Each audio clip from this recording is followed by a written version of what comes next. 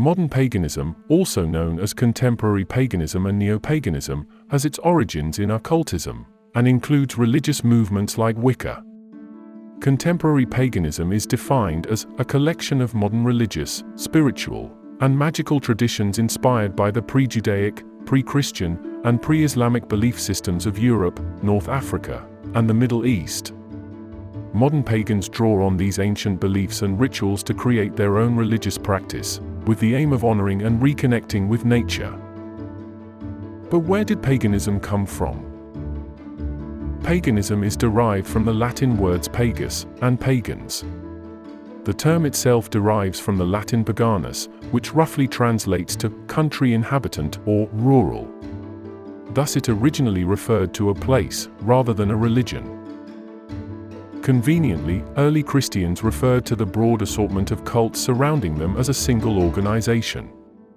Due to its presence in ancient literature, medieval authors erroneously believed it referred to a religious sect, and hence gave it the connotation appropriate to this meaning.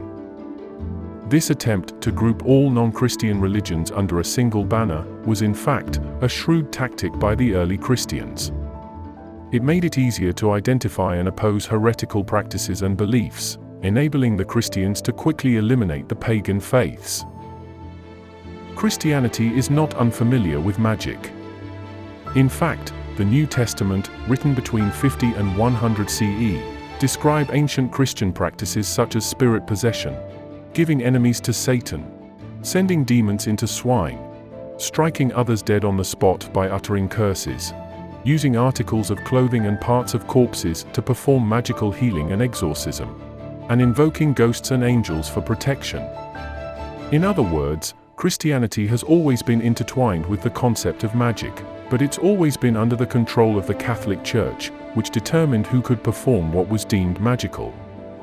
Only saints and certain clergy members were allowed to perform such acts. Those who practiced any type of magic, whether it was healing, curses, or exorcisms, outside of the clergy without the Church's express permission, would be considered heretics. In the early 13th century, Pope Gregory IX created the Holy Police Force, known as the Inquisition, to combat heresy.